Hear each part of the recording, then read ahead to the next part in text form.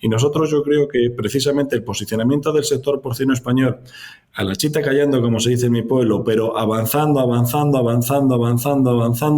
te hace crecer y te hace pensar que no todo está conseguido. Entonces, que yo creo que principalmente en todos los negocios y en el negocio de la ganadería y en el tema del porcino, lo de estancarse y dormirse es uno de los problemas que te pueden atropellar. Entonces, saber que cada vez tienes que mejorar y saber que para el día siguiente tienes que ser mejor que hoy, eso nos da una fortaleza bastante importante. Hola, bienvenidos a Porcicast. Mi nombre es Guillermo Ramis y seré su anfitrión en este episodio. En primer lugar, Miguel Ángel, lo que quiero es darte las gracias por haber aceptado participar en este episodio de Porcicast, que te aseguro que es un proyecto fascinante y te agradecemos de todo corazón que quieras ser parte de él. Es un placer y encima, viniendo de amigos, todavía más. Te aseguro que el sentimiento es mutuo. La verdad es que presentar a Miguel Ángel Higuera en España pues no tiene mucho sentido porque lo conoce todo el mundo, pero aún así voy a hacer una pequeña introducción para poner a nuestros oyentes en situación. Miguel Ángel Higuera es soriano, se ha licenciado en veterinaria en la Universidad Complutense de Madrid, tiene una larga carrera profesional, es decir, ha ejercido de veterinario en diversas empresas, tanto de producción como de reproducción, con lo que conoce perfectamente el campo y todas las facetas de la industria. Y de ahí saltó a estar involucrado en organismos como la Asociación Nacional de Criadores de Porcino Selecto, la ANPS, y ahora es director técnico de Amprobapor. Por hacer un breve resumen, diré que Miguel Ángel es miembro de numerosas comisiones, tanto en España como en la Unión Europea, que no es un personaje local en absoluto, sino que tiene proyección en toda España y en la Unión Europea. Y que, bueno, pues además saca tiempo para dar unas charlas espectaculares, de las cuales pues yo he tenido el honor y el placer de escuchar varias y de verdad que siempre me fascina cómo transmite, la calidad de lo que transmite y la forma en la que llega al público haciendo divulgación y haciendo sector, que es en realidad a lo que ahora se dedica Miguel Ángel. Sin duda es un gran referente y bueno, pues eso cualquiera que esté en el sector en España, en Europa, lo sabe. Aquí estamos. Lo que se necesite, así que ahí estamos, hijo. Pues hoy me gustaría, Miguel Ángel, que charláramos un poco de cómo ha cambiado la industria española en los últimos años, sobre todo en términos de productividad, y luego también hablaremos de capacidad de sacrificio. Pues ha cambiado bastante y además es que yo creo que ha venido un cambio paralelo. Ha venido y ha venido evolucionando tanto el modelo productivo como la productividad. Parece que cuando se retoma uno a los tiempos antiguos parece que ya empiezas aquí a hablar de los dinosaurios, pero en aquellas épocas en las que yo trabajaba en granjas, ¿cómo queda aquello? Allá por los principios del año 2000, antes de aplicar y antes de tener susto de la norma de bienestar animal, me acuerdo que muchas veces teníamos como objetivos estar en los 23, 25 lechones destetados por cerda y año. Y prácticamente ya desde aquel entonces y de una forma continua hemos ido casi incrementando en España a ritmo de 0,5 lechones por cerda y año. Y ahora mismo sabemos que perfectamente las granjas que podríamos decir en el top 15 o en el top 20 están todas por encima de 32. Una media española, pues francamente real, sí que estaríamos hablando de unos 27, teniendo en cuenta que obviamente tenemos una parte excepcional y diferente que es el ibérico, pero eso no lo vamos a tener en cuenta a nivel de productividad porque es otro mundo y gracias a Dios que también tenemos ese tipo de producción. Pero digo que toda esta mejora ha ido también vinculada también a las mejoras de los modelos de producción a nivel de granja. Así que es cierto que en todos estos prácticamente 10, 15 últimos años el modelo de integración se ha ido desarrollando cada vez más. Entonces, la facilidad que han tenido un mayor número de ganaderos de acceder a unas mejoras genéticas y a un modelo más de producción más estructurado ha hecho prácticamente que se popularice, por no decir se socialice, un modelo estándar de producción que nos está rindiendo bastante. Y también otro aspecto bastante importante, y es que nosotros tenemos unas granjas de mucha calidad, pero seguimos viendo que otros países que a nivel de productividad de lechones nacidos por cerda y año y lechones destetados están algo por encima de nosotros. Con lo cual todavía encima tenemos un referente donde ir a buscar más. Es decir, el progreso que hemos hecho ha sido espectacular y creo que no deberíamos parar ahí. ¿El problema que nos vamos a enfrentar ahora? Pues que la hiperprolificidad da lo que da. Estamos hasta donde estamos con la hiperprolificidad y se ha hecho una gestión bastante importante. Pero los temas, pues obviamente los temas sanitarios y las vinculaciones de bienestar animal pueden hacer que ya nos vayan frenando esa velocidad que hemos tenido muy progresiva de aumentar la productividad.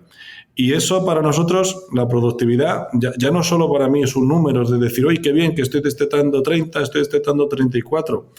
Que realmente hay otro aspecto que nos preocupa mucho, que son los temas medioambientales, las emisiones. Y sabemos perfectamente que cuanto mejor sea la eficiencia y mejor sea la productividad, pues menos equivalentes de CO2 por kilo producimos. Entonces es una vinculación prácticamente necesaria hacia un sistema más sostenible. Por eso muchas veces lo desvinculo de que parezca que sea una carrera a ver quién tiene más lechones. No, tienes que tener los que tienes que tener, pero precisamente en el camino de ser eficiente, económicamente mejor, pues va en ese camino de la productividad. Y yo creo que hay que agradecérselo tanto a los técnicos como a todos los ganaderos el camino que hemos llevado y en los momentos en los que estamos. Quizás este último año un pequeño bache a nivel de productividad por el tema sanitario y el tema de materias primas y el tema de la coyuntura económica, pero no cabe duda que volveremos otra vez a ir aumentando el destetados por cerda y año. Fíjate, a mí siempre me ha llamado la atención que en 2005 un investigador holandés, que es Van der Steen, que estaba involucrado en la selección genética, trabajaba para una empresa de selección genética en ese momento, hacía una predicción, ¿no?, para el año 2050 y decía que íbamos a estar destetando 31 lechones por cerda y año. Obviamente el desarrollo genético ha sido el que nos ha dado las posibilidades, pero creo que también el acceso, que a veces es lo que parece, que a veces desconectamos mucho los avances a nivel sobre todo de núcleo de selección o avances más técnicos del acceso que puedan tener un ganadero normal y corriente a todas esas mejoras. Y para mí lo más importante y lo más exitoso es que ese salto del desarrollo y la implementación se ha dado de una forma muy consistente en España.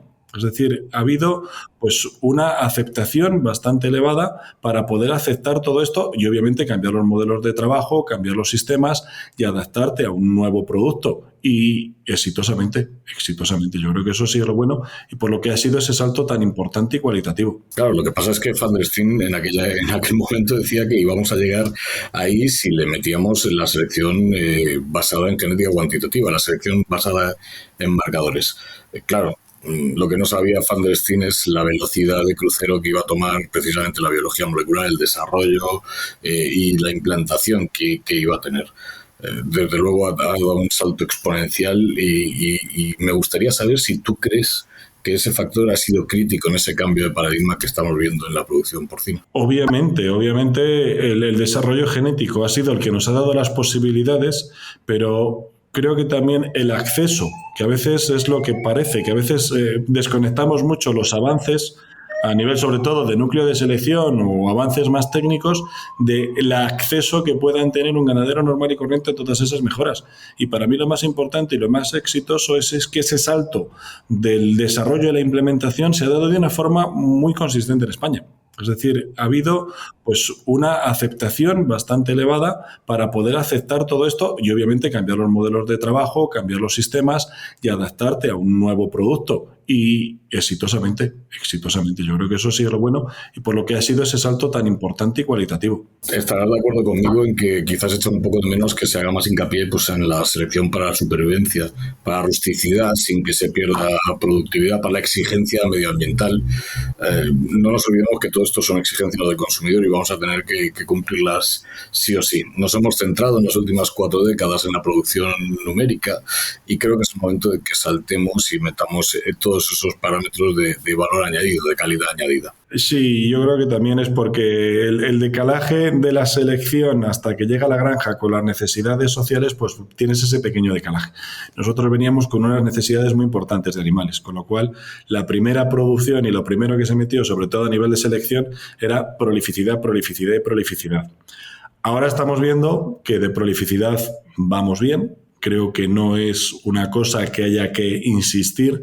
Lo que hay que hacer es que esos lechones nazcan con peso y sean suficientemente fuertes para el momento también de coyuntura, de reducción de antibióticos que tenemos, de incrementos de necesidades de bienestar animal que nos están, digamos que desafiando a ese modelo. Entonces, ese modelo estaba pensado en una estructura de producción que ha cambiado. Y yo creo que tú has dicho la palabra clave, que es rusticidad. Al fin y al cabo, son palabras que son muy complejas, pero que la verdad es que precisamente te aportan la necesidad de decir, tener un producto de calidad que aguante las condiciones de producción, que obviamente no se venga abajo y que dé un producto. A eso habría que sumarle pues la parte que yo creo que al final es lo que la gente quiere. Ya no estamos tanto y no se centra uno en número de lechones, sino en cuántos kilos llegan a sacrificio por cerda y año.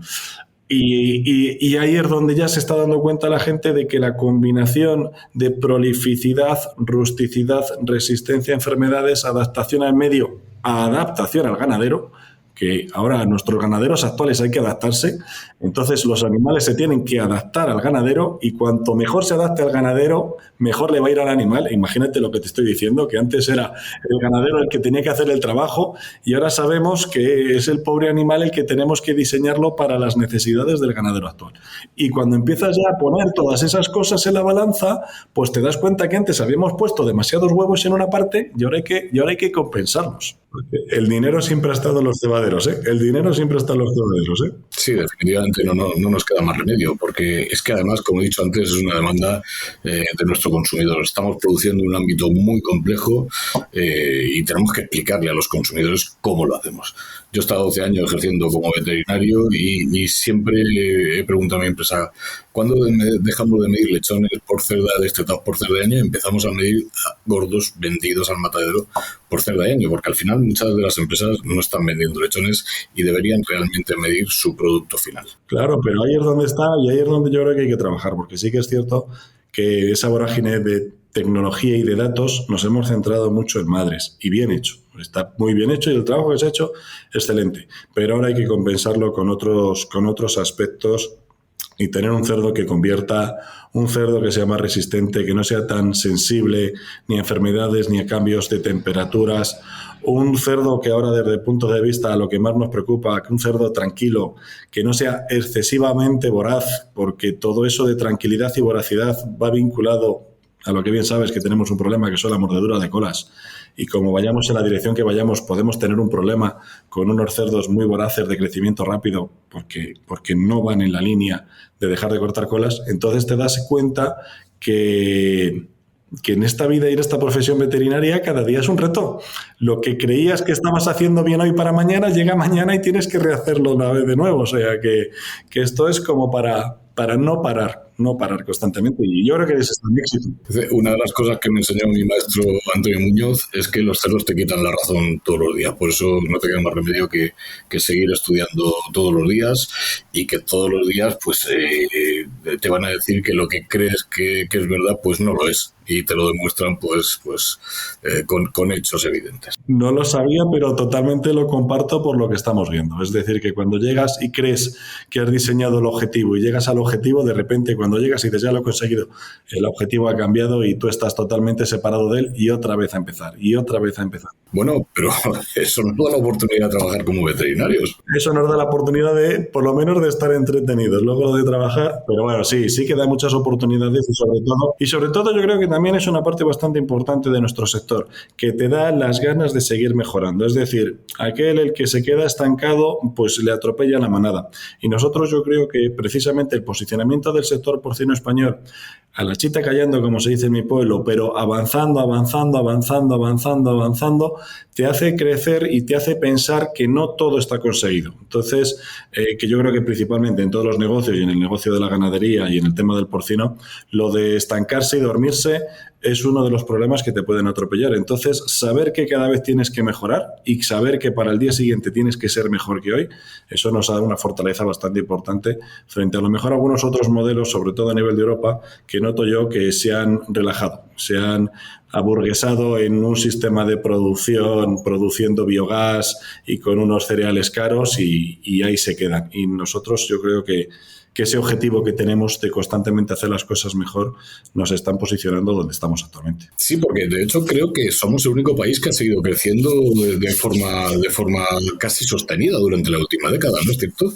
Sobre todo a nivel de Europa, el único país que realmente hemos crecido, sobre todo desde la incorporación de las normativas de bienestar animal, que los listos europeos nos auguraban un terrible problema porque el bienestar animal y Europa y España no casaban en la misma frase. Hablar de bienestar animal y España parece que eso iba a ser terrible y resulta que todo lo contrario. Todos los demás se han estancado y han bajado y nosotros, pues en los últimos 10 años tenemos las granjas más profesionales de toda Europa, están aquí en España. Y sin ánimo de polemizar eso, que yo siempre he creído que una gran parte de toda esa normativa, pues sobre todo las de bienestar, pues estaban hechas a medida del norte de Europa y resulta que va a ser que no. Totalmente, vamos, yo como lo vivía más de cerca, parecía que estaba eso, es decir, parecía que estaba diseñado para ayudar a esos países casi nórdicos escandinavos, liderados por el mega Dinamarca, y cuando te das cuenta de que las normas de bienestar animal te dan una oportunidad a aquellos países en desarrollo con granjas nuevas, pues España es donde ha tenido una gran oportunidad. También es cierto que esa gran oportunidad y desafortunadamente ha venido vinculada a que los países de Europa del Este, que eran nosotros, que tenían que haber crecido, pues ha tenido el problema de la peste porcina africana. Si no hubiera sido desde el 2014 con la peste en Europa del Este, hubiéramos visto una Polonia muy fuerte, hubiéramos visto una Rumanía muy fuerte con capital extranjero entrando potentemente en esos países porque eran los que podían hacer granjas nuevas.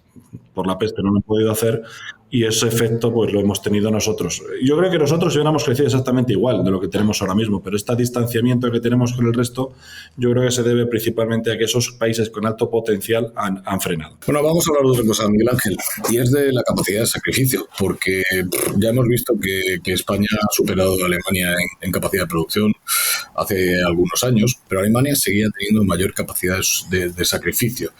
¿Cómo crees tú que afecta que haya esta divergencia entre la capacidad de producción y la capacidad de sacrificio? Pues a mí ahora mismo, dentro de todos los otros problemas que podamos tener, este es uno de los que más me preocupan, porque nosotros somos un sector que hemos crecido de una forma muy estructurada entre la producción y la industria cárnica. Y cada vez tenemos más dificultades para crecer a nivel de producción y hemos tenido un salto cualitativo a nivel de industria cárnica, a nivel de producción. No se lo explico a todo el mundo, pero en el 2018, cuando comparábamos la capacidad estimada que teníamos de sacrificio con la producción que teníamos de cerdos, estábamos en un diferencial de alrededor de unos 6 millones de cerdos. Es decir, una capacidad que a los ganaderos nos venía muy bien, porque dices, oye, sabemos que ante la duda, pues nuestras industrias cárnicas pueden matar 6 millones de cerdos más.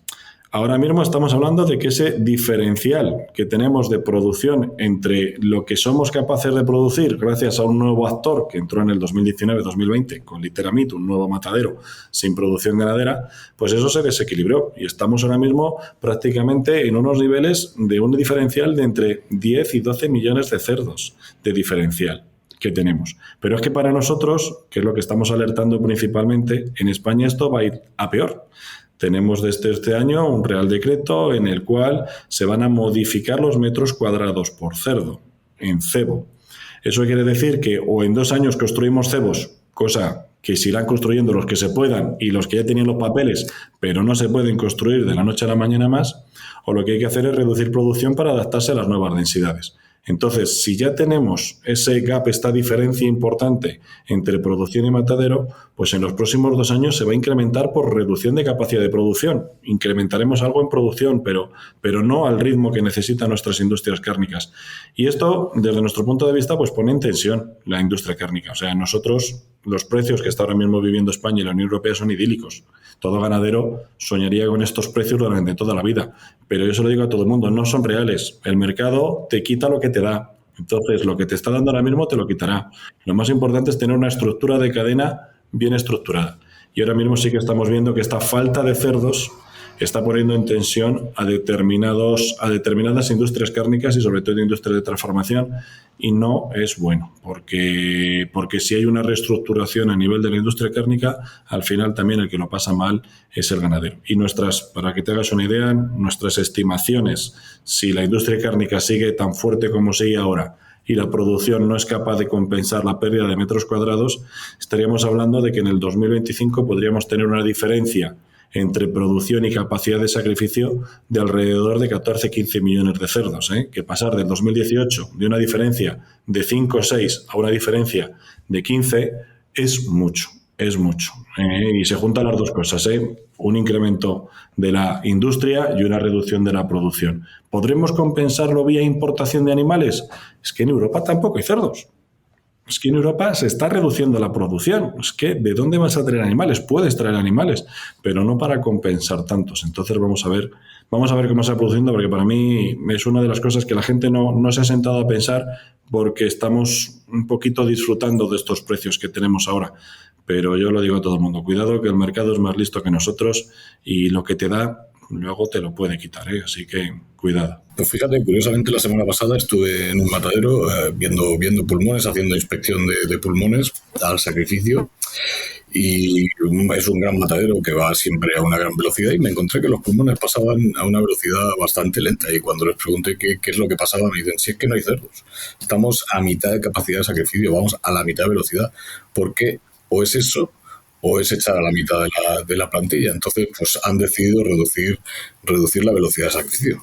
Y se nota esa falta de cerdos. Y ese problema de falta de cerdos, pues se está tensionando. Está tensionando lo que también nosotros consideramos como un pilar fundamental, que es esa conexión y esa estructura, producción cárnica que hemos tenido vinculada pues para la exportación, para el comercio, y ahora mismo pues se está tensionando. ¿Y qué responsabilidad crees tú que tiene la sanidad en todo esto, Miguel Ángel? La sanidad es clave en estos aspectos. Y la sanidad, si ya dentro de nuestro sistema de producción pues podemos tener más o menos problemas, si a esto le juntas, pues como bien conoces, todos los problemas digestivos que hemos tenido con la reducción de colistina, eliminación del óxido de zinc y los problemas que estamos teniendo, nos juntamos con enfermedades víricas, tanto nacionales como importadas, y gracias a Dios sin peste porcina africana, pues y con el aspecto y con lo que ya sabemos que es la reducción del uso de antibióticos, que tanto la reducción del uso de antibióticos, a mí lo que me preocupa es que con esta presión que están recibiendo los compañeros veterinarios,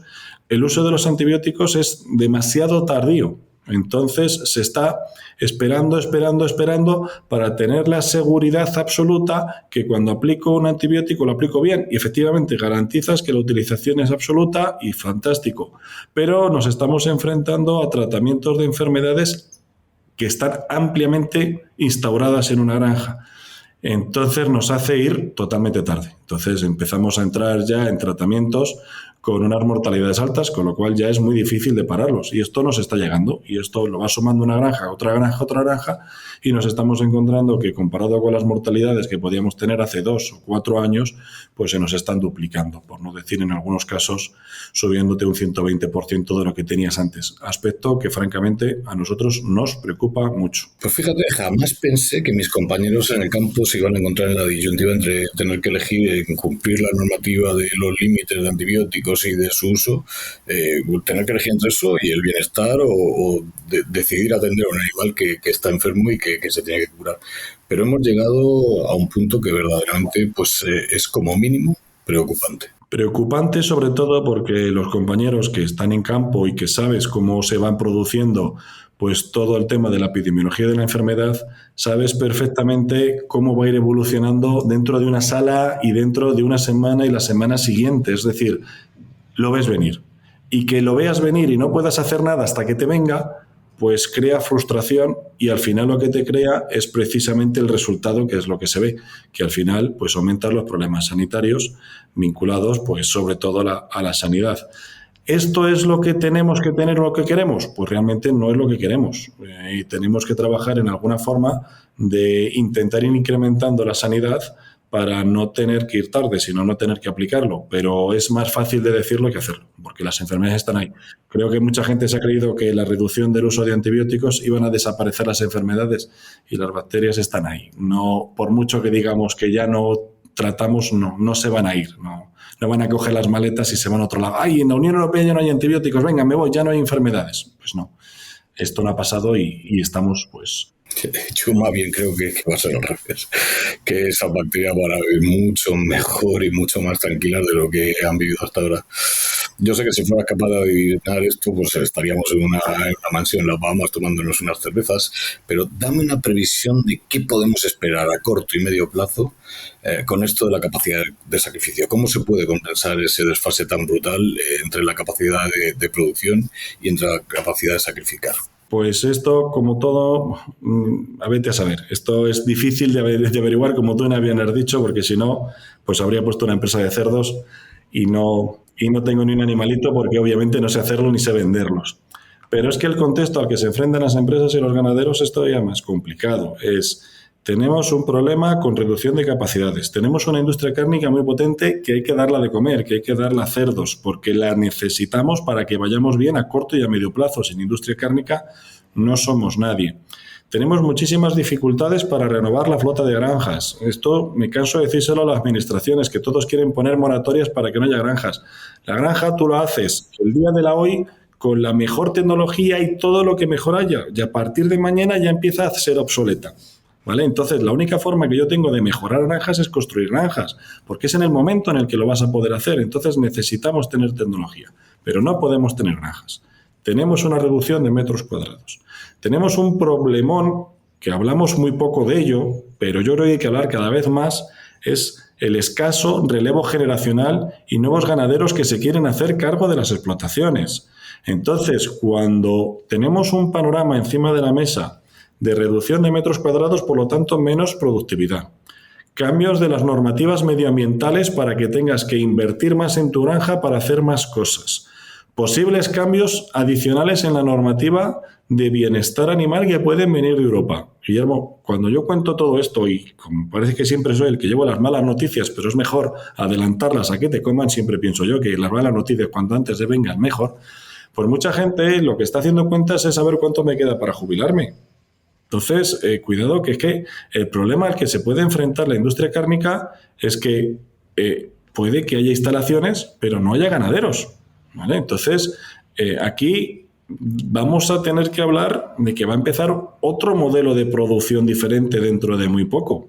Y esto, las industrias cárnicas tienen que verlo y tienen que adelantarlo. Lo estamos adelantando para decirles, señores, granjas hay, granjas va a haber, pero no va a haber gente que trabaje en ellas. Y gente que va a estar encantado de cogerte las llaves de la granja y decírtelas, Guillermo, si quieres ser ganadero, aquí tienes la llave que yo ya he terminado, que yo ya he llegado donde tenía que llegar. Entonces, el contexto de lo que decíamos de cómo se va a equilibrar la producción y la industria cárnica, pues o pensamos en una tercera revolución del porcino, que para mí está claro. La primera fue la erradicación de la peste porcina africana, la segunda fue el bienestar animal y la tercera va a ser un tema de personal, la revolución del personal y de la profesionalización personal del personal de las granjas. Como no la cojamos por los cuernos lo antes posible, nos puede comer y nos podemos encontrar con que vayamos cerrando granjas y que nadie se quiera hacer cargar de ellas. Y lo que tú dices, y esa diferencia entre capacidad de producción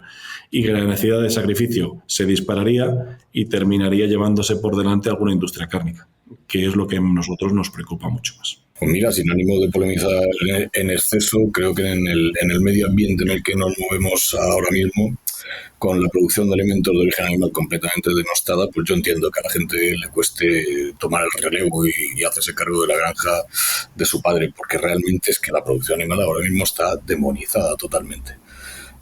Para mí, y además lo sorprendente, que para mí es un sector estratégico, absolutamente estratégico.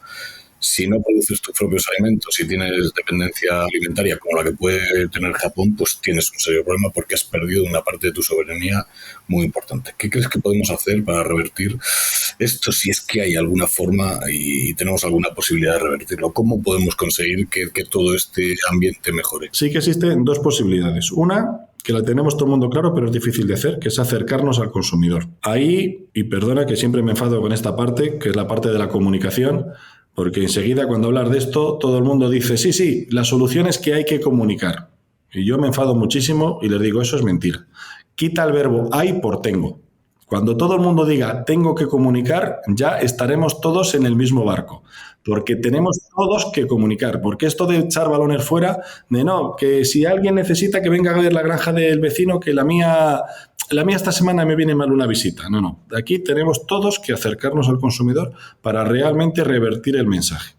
Y lo otro es un tema de mercado propio y duro. Es decir, entre el contexto europeo que tengamos, Aquí lo que hay que hacerse es el dueño y señor de la Unión Europea. Y esto tenemos la oportunidad de hacerlo si sabemos manejar bien las marcas. Es decir, el contexto que yo me estoy encontrando en los otros países, comparado con lo que tenemos en España, es muchísimo peor. Y nosotros sabemos que una cosa es lo que quieren los legisladores y otra cosa es lo que quieren los veganos y otra cosa es lo que quiere el 98% de la gente, que es comer bien y barato y carne si es posible.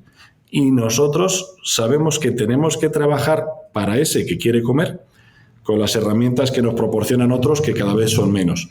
Pero tenemos una oportunidad muy importante, ¿eh? Es decir, una oportunidad que puede ser un riesgo.